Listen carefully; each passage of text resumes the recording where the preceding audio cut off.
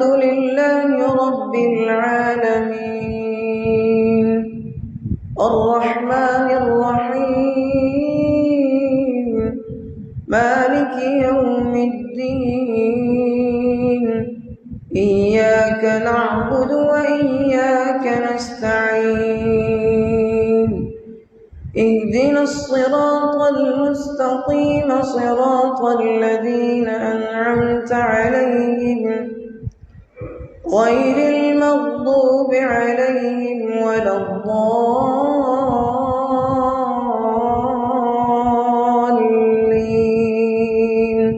آمين. بسم الله الرحمن الرحيم قد أفلح المؤمنون الذين هم في صلاتهم خاشعون والذين هم عن اللغو معرضون والذين هم للزكاة فاعلون والذين هم لفروجهم حافظون إلا على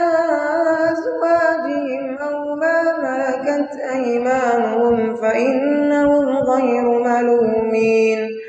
فمن ابتغى وراء ذلك فأولئك هم العادون والذين هم لأماناتهم وعهدهم راعون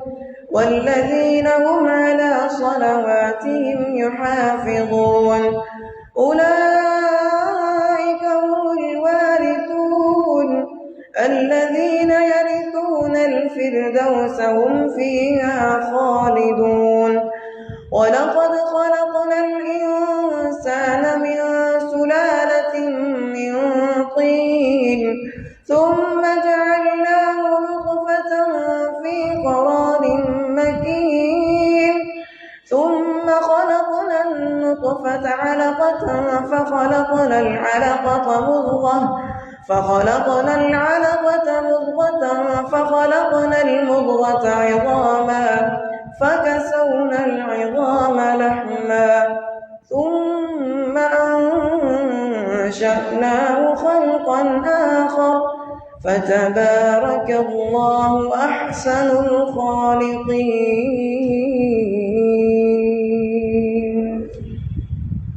الله أكبر.